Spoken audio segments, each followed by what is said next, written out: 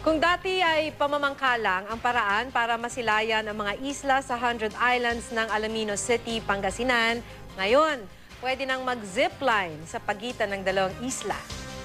May kakasa naman kaya sa zipline na mahigit 400 talampakan ang taas at mahigit kalahating kilometro ang haba. Nakatakot. Mahaba. Island to island nga. Silipin nga natin yan sa report ni Jet Arciliana ng GMA Dagupan. Island to Island Zipline. Ito ang bagong atraksyon sa 100 Islands sa Alaminos, Pangasinan. May habang 546 meters ang zipline at taas na 450 feet above sea level. Kailangan munang sumakay sa bangka at umakyat ng hagdan sa bundok bago makarating sa Governor's Island View Deck. Nakapapagod man, sulit naman kapag nakarating na sa tuktok. Bukod sa magandang tanawin ng 100 Islands, swak pa ito sa mga naghahanap ng thrilling adventure.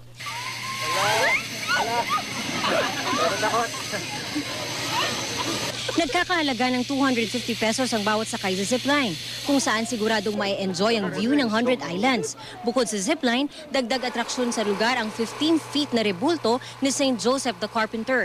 Simbolo raw ito ng pasasalamat ng lungsod sa biyayang natatanggap. Actually, yan po kasi yung patron saint po namin ng Alaminos City. So gusto ni Mayor na yun yung ilagay po namin na parang symbol po or ilagay na parang at guide po namin dito sa 100 Islands po. Pinasinayaan ng mga ito kasabay ng Family Month at Tourism Month.